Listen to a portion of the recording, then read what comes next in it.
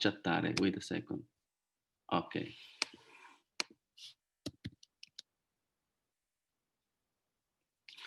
So, hello everybody. I think we are live now, and welcome to this live talk with me, Damiano Michieletto, and my two friends here, and I leave them to introduce themselves. We have X from South Africa. Hi everyone, my name is Polane. I'm from South Africa. I currently reside in Cape Town. It's a very hot city at the moment, and I'm a stage director, and I'm also a founder for SA Opportunity. Thank you for having me, Damiano. Thank you. And then we have Arya from Canada. Hello, everybody. My name is Arya Umazawa. I'm a stage director and producer from Toronto, Canada, although I'm currently in St. John's, Newfoundland. I'm the co-founder of an organization called Amplified Opera, and so honored and thrilled to be here. Thank you for having me today. Great. And then it's me, Damiano, from Italy, from Venice. So we are three people in three different continents. So we are Europe, America, and Africa. And this is for just for the people who does not know about Opera for Peace. It's one of the main core of this project to unite different nations, different feelings, different mentality also throughout opera, because opera is an international language. It's something very old. Somebody would say maybe too old, which is something which I don't agree at all. It's very old, but it's old in the sense that it's very rooted in our culture. No matter where you come from, I think that the possibility to tell a story throughout the music, it's something that has no boundaries. It's something that communicates to your brain, communicate to your heart, communicate to your body. So language is, of course, it's really important. Words are really important, but the power of music and the power of theater to communicate with body and music, it's something that unites us all. And this is why we are here tonight, to be united. Even if this period with the virus and the pandemic situation, it's quite problematic for everybody. I don't know, maybe we will have a little bit of a talk also about this situation with the virus in your country. In Italy at the moment, I just want to take like just 2 minutes to inform that theaters have been closed starting from this week till the end of next month. All the theaters are closed, and this is a bit of a tragedy, I think, for everybody, for people who works in the theater, but also for audiences that would like to go to the theater, would like to listen to music, would like to have the possibility to stay together. And so I do hope that also for my country, we will have soon the possibility to again start to work in the theater and to have this communication, because it's really important. Of course, we can talk as we are doing now, using social network, using computer and technology, but opera and theater is something that needs the meeting between audience and people, and gives the possibility to the people to be together, to be united. So this is the situation in Italy, and I hope soon I can give you better news about that. So the way that I myself, X, and Arya have thought to go through this meeting tonight is we said, why don't we ask questions to ourselves, to the others? So nobody's going to have a speech, nobody's going to have like something. We want to surprise together and give surprises to you as well, with some questions. So let me start first. I want to have this question for both of you. So you are very young, and when you are young, you are projected to the future. So could you tell me briefly what are the things that you would like to change with your action? What are the things that maybe you don't like now and that you dream could happen for the future of opera? So X, you start, go. Oh, cool. Thank you so much. I was expecting that the ladies will go first. I'm just following the order of the software here. No. I'm just joking. Yeah. Look, there is also like some cases that we have also, just to touch on the COVID-19, we're also experiencing it in our country as well. It goes with levels, by the higher level going from 5 to level 1, and then level 5 being where activities don't take place, and practicing like high social distancing, and people can only go out to get essential or if you want to go to a doctor. But now, luckily, we are in level 1, where some or most of the activities in the economy can take place. But when it comes to the arts and the theaters, most theaters have closed, and some that are open, they can only operate with 50% of like an audience, or some will only do like online performances. Yes. So one thing as a young person that I would love to actually contribute or see change in opera, the stereotype of opera being old, as you said, being rococo, and being sort of like a Western type of an art form, it's something that I feel like it should change a bit, especially for us in South Africa, where majority is like Black artists, you know. I feel like we've got so many stories that are linking with whatever story that happened in 1822 with current situations, whether it's economic impact, whether it's politics, whether it's social standards. But our stories are linking together, they intertwine in some way. And also, we also need to promote more of our own stories, where we've got Black opera composers, we've got so you have Black composers that are writing. Yes, we've got Black composers that compose music, compose South African operas, indigenous operas, and I feel like they are not giving more platform to showcase their work, whereby we should try as much as we can in our country. If we say we want more market, or we want more support, or we want to make opera also to be something that belongs in Africa, we should also start into looking into bridging the gap of introducing our own work in our own spaces, instead of trying as much as to trying to bring more of the operas of like Western cultures. We do have operas, of course, that were written by composers that are linked, like Mozart, Zauberflöte has got links into Africa. Yeah, but Aida, I completely agree with that. The fact that you have to take our tradition, but at the same, but this is just a starting point somehow. Otherwise, it looks like a sort of colonization. No, you just reply what we have produced. But I think most definitely. But the really key thing is, once you got it, and then you transform using your own tradition, your own culture, your own music.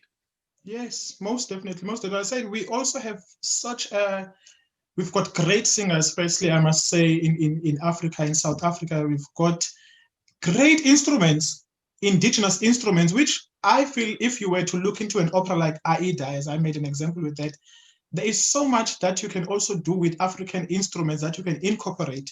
Firstly, that would be the first standard, or like the first foundation, to say, let's take African instruments, like we've got African strings, we've got African drums, you know, we've got African horns. How can't we play with those African instruments to also see if we cannot bridge the gap of Western and African to make this opera to be more in there? The first project I want to see from you is to have this Aida project with a new orchestration using this kind of mixture instrumentation. That I think it's one first step, which will be very, very interesting.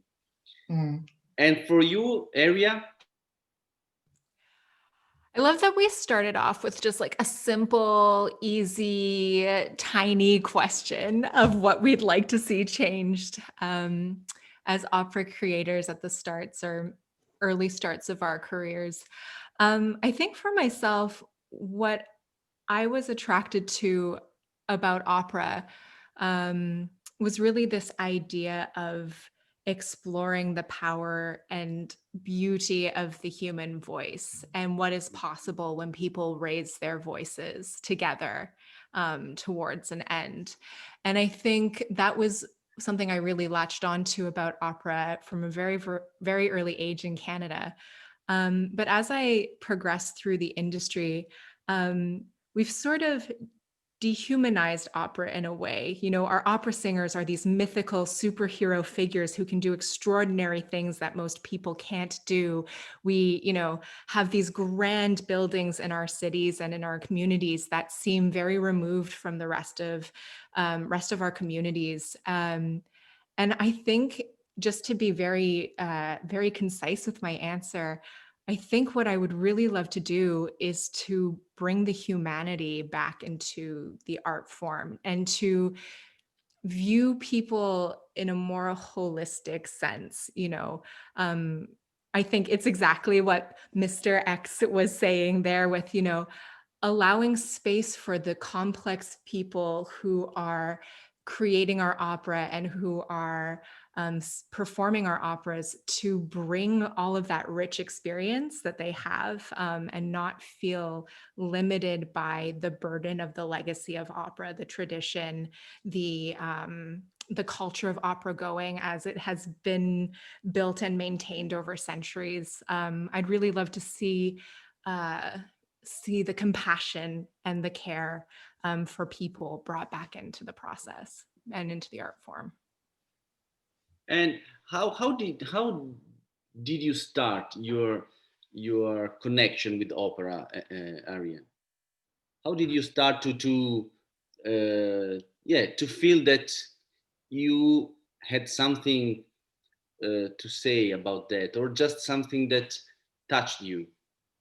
Yeah, well, I mean, when I went to a public elementary school in Toronto, and at the time, the COC had would bring students in to watch their dress rehearsals. The Canadian Opera Company would Right. bring kids in to watch their dress rehearsals.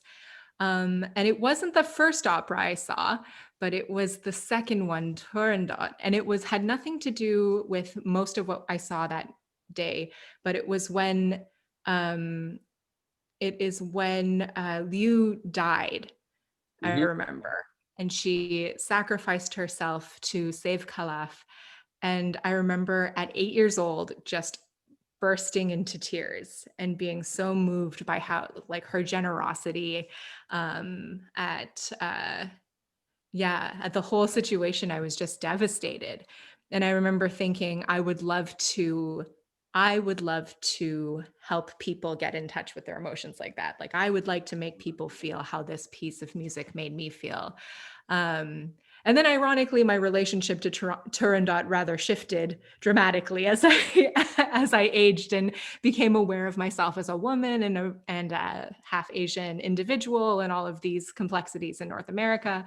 But I think underlying all of that was really this sense that opera doesn't shy away from big emotions. Opera actually leans into them, and we're told that emotions are big, scary things in society frequently. And isn't it just wonderful that there's this space where we can feel feel things?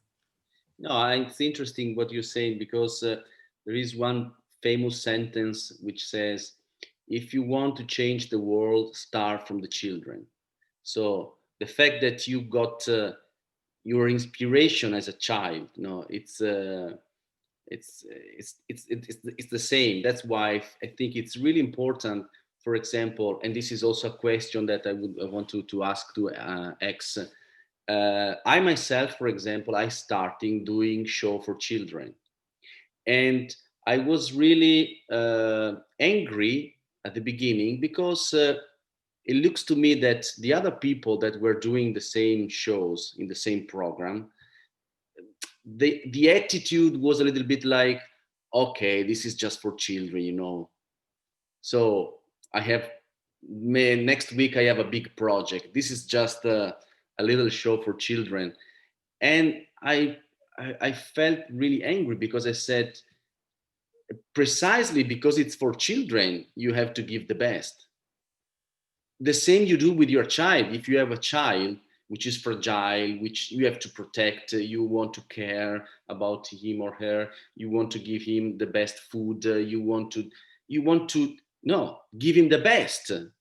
Well, the same, if you offer music, if you offer theater, if you offer, I don't want to say culture, because culture is a little bit like a big word, but if you want to communicate with children, you have to try to communicate the best way possible in order to, you know, involve them, and maybe somebody like you know that have a sensibility for that, then something happened.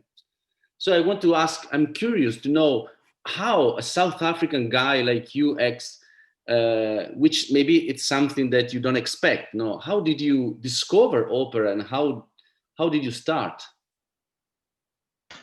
Funny, but I started as a singer. I'm a trained singer, but for us mainly, like most of us, it's either you start at church to learn about music, which is like choral music or choruses, or you get grinded at school. And then during my time at primary school, and we've got primary and high school, you weren't given sort of like an option. If you can hold a note, then of course you were going to be pushed to join the school choir. So I was one of those. Like sport, like a yeah. exercise. If you can reach a search level, then you can go on. Yeah, so I was one of those people who were like sort of, I felt forced into it, but I had no say in, because I could hold a note then. So I was part of the primary school choir. And then when I got to cover that, there are sort of like competitions that school choirs partake in, and you can also partake as a soloist, which I didn't know that one person could sing. I thought maybe it's just choirs and everyone just making noise at the same time. So I got at my high school an opportunity to do a solo part. But you know, with us, it's never art first. It's always having to be a profession of like, it's either I'm going to be an accountant to please my, because you know, art is never an option when it comes to a career. It's not easy in South Africa. Then I decided, let me just go firstly to please my parents to go and study accountancy. And then I did that, but I thought, I'm not loving this because I still have that noise of making music and I still need to sing more, you know. I decided, let me just enroll at the University of Cape Town, and I enrolled there and I've met so many coaches. I got to learn languages. I got to learn about stage. I got to learn about this thing called opera music and arias and duets, you know, which was fun. But then coming into directing, I got to see that there's so much and intense training and so much competition when it comes to singing. When it comes to singing, it's either you are a good singer or you are one of those people that are just called for certain cover roles, or you're going to be handling a buffer role there and there. I ventured into other aspects of like other platform in the opera industry to say, instead of me doing my postgraduate degree at university into something that I know that I'm not strong in as a singer, let me rather focus on the other aspects of opera, like the other venues that we've got in the opera. Then I felt so much in love with directing. And then that's where I got to assist guest directors that were part of our opera school.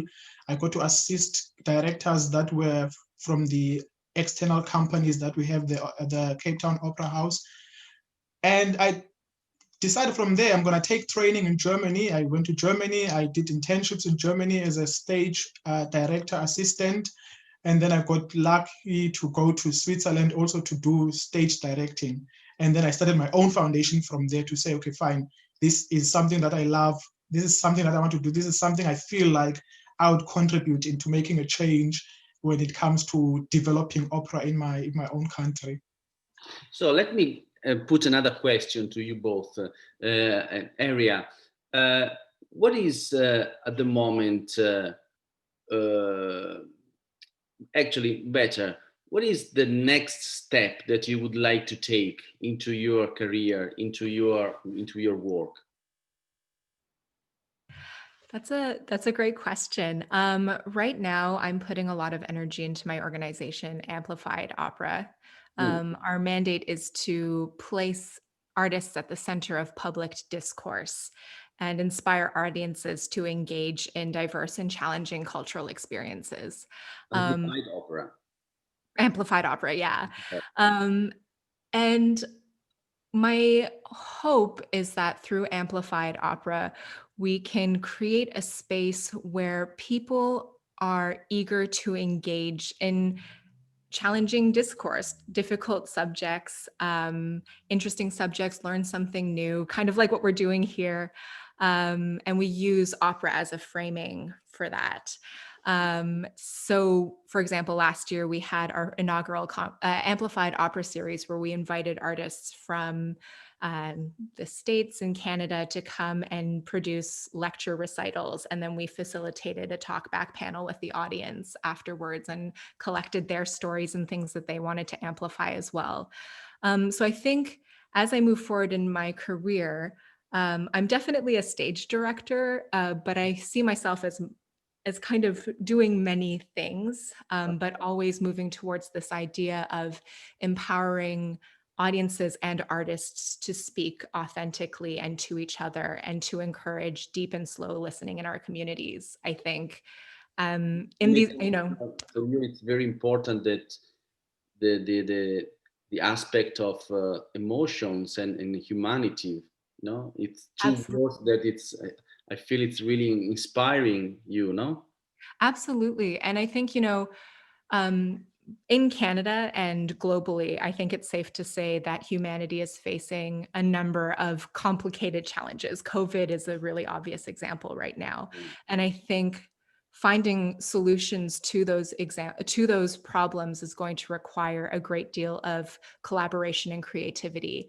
And I think those are two things that are very fundamental to the arts and something that we can really shepherd or we can facilitate as an industry. So I think truly, I believe that the arts hold a really key and important place in our communities. So that's sort of what I want to spend my life doing, helping people access that. So for everybody who is following us, please have a look to Amplified Opera and just check what Arya she's doing, and we try to support all the work that you're doing there, which I think it's really great.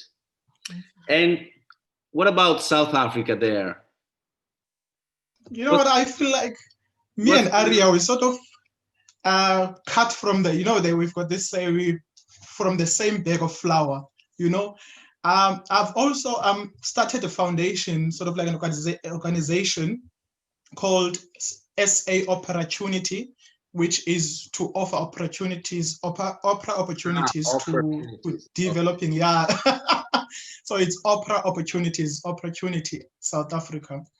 So we look into also assisting developing artists with performance platforms, because sometimes people don't get to do roles or they don't get to be part of a production when it comes to their studies or whatever. After they finish studying, they can't do anything. They don't know where to go.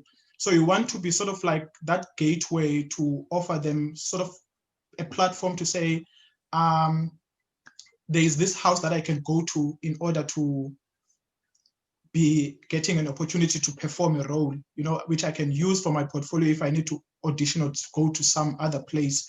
And also you want to also be the gateway for students which are still in their early entry adversity to sort of like be a training academy for them to practice what is being taught out there. And we're not focusing only on singing. we're not focusing only for singers. Sometimes we do offer training for stage managers, lighting designers, set designers, to also just show that there is so much more in the industry than just being the prima donna or the diva of the industry. No, I have to say, honestly, I am, how do you say in English, amazed, no? Really, because amplified opera opportunities, I think it's a great work that you're doing, and it's rare. It's not obvious. It's not something conventional, and it's really inspiring, because it's not like I'm just focusing on my career, on my next work, on my little DDD. I like the way that you are thinking with a broad perspective, and a perspective that you want to share what you know, and also that you want to meet people. And I think this is one of the beautiful things that humanity should always keep in mind, that we are connected. So congratulations to both of you, because it's really inspiring. So how do you say opera opportunities? Opera opportunities. You say opportunity. Opportunity. Okay. Yes. So and so. Opportunity and amplified opera. Great. Now it's up to you to put a question. It's like 8:28. Okay, we have still like 10, 12 minutes to be together. So lady first this time. Okay. Oh my goodness, so many questions. I mean, I wonder if you had to articulate like one of those things about opera that the let's say uninitiated opera, someone who's never been to an opera before, if you were to articulate one of the things that makes opera unique and special, what would you say to them? Yeah. It's not theater, it's not cinema, it's opera. It's something completely different. It's physical. I think the first thing that I would say is the physicality of opera. The fact that you have to sing, and singing is your body, and you have to sweat, and at the end you are tired.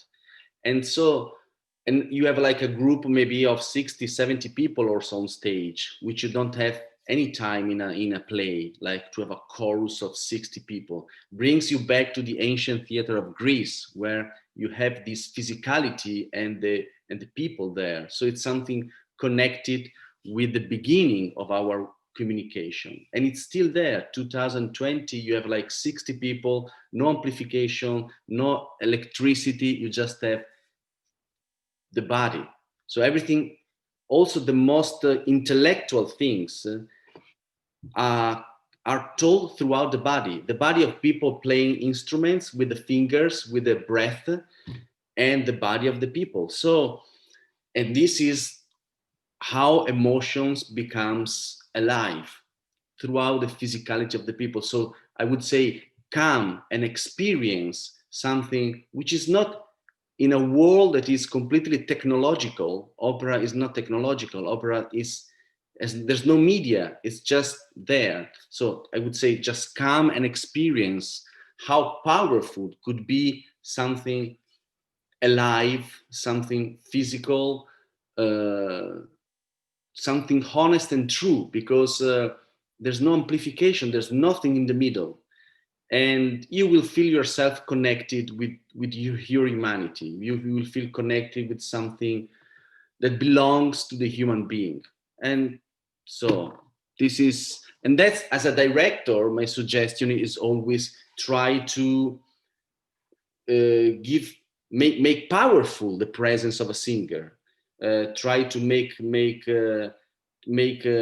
theatrical the presence of a chorus, because this is the element that you have to play with. Don't reduce it.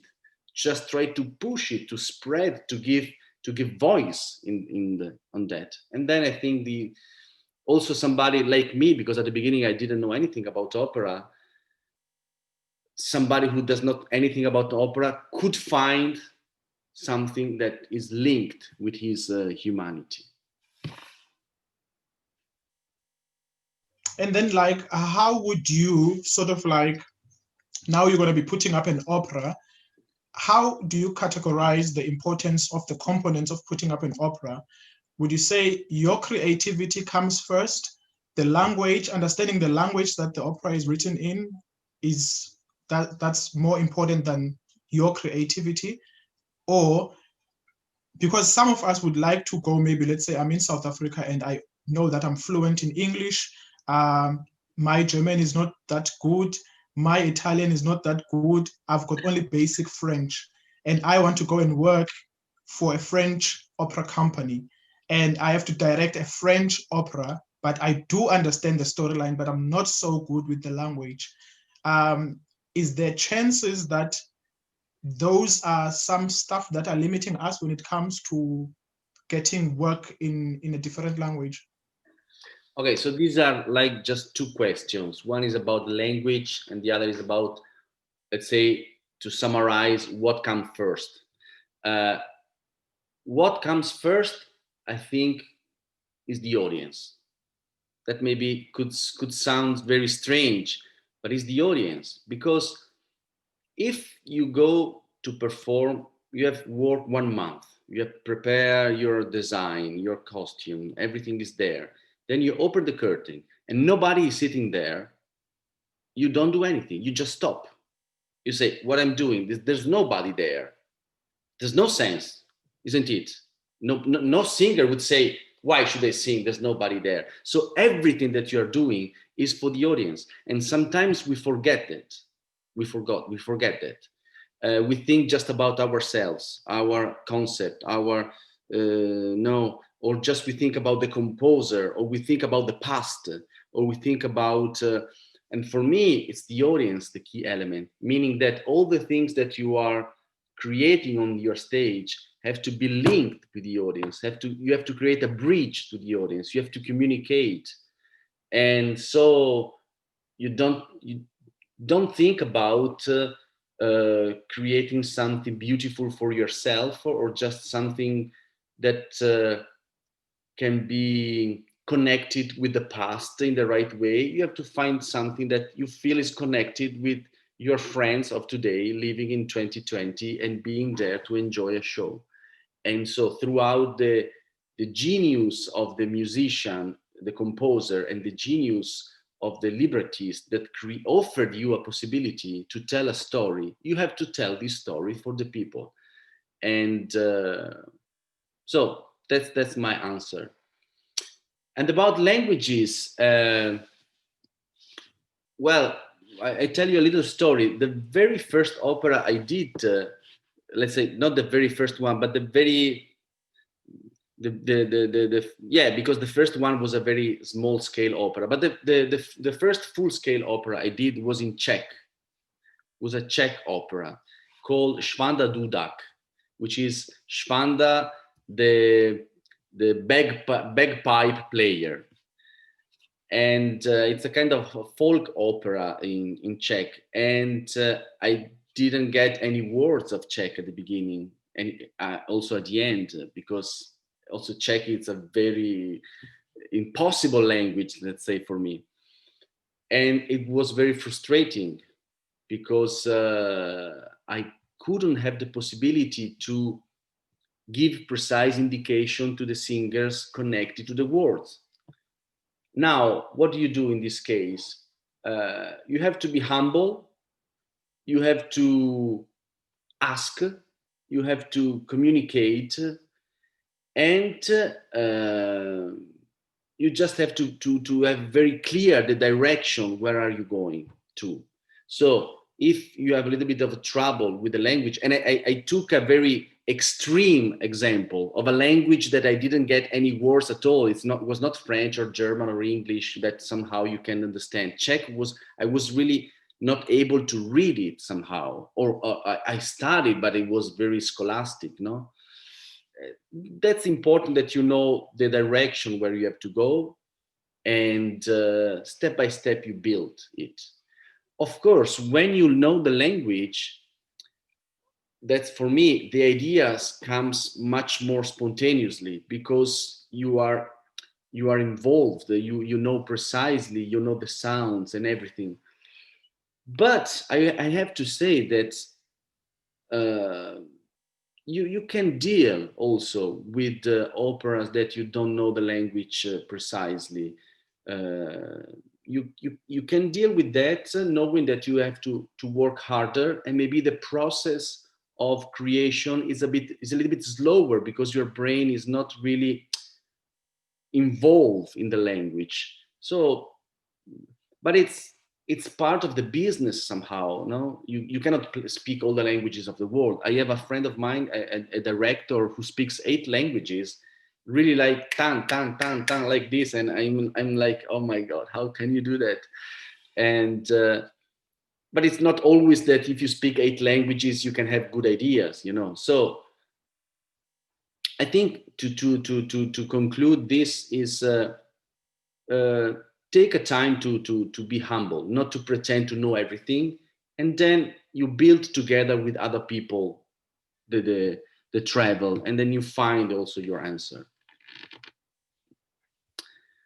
Okay, so it's 8:38. The time was really flying away. It looks like we started 2 minutes ago, and it's already the end of maybe our first meeting. No, then maybe we could have some others meeting. And I want to be updated also about opportunities and amplified opera, which I think it's maybe it's the 2 best things that we said tonight, also for the people who are following us, to know these new projects, new dreams, and also for me, which I didn't know this, it's really inspiring because I feel that around me there are people who are thinking opera in a different way, or just thinking opera in a wider way. You know, that it's not only what I do on the stage, but it's a kind of attitude that you have to keep toward your community and the people who are around you. So thank you very much. I just leave you the words finally to say hello and to thank our followers. Thank you very much. Thank you. Thank you so much. Looking forward to seeing you, Arya. Maybe we should collaborate very soon. Oh, yes, please. And then thank you for such a wonderful facilitated discussion. Okay. Thank you, everybody, and hope to see you soon again. Ciao, Damiano. Ciao, ciao, ciao from Italy. Ciao, ciao, ciao.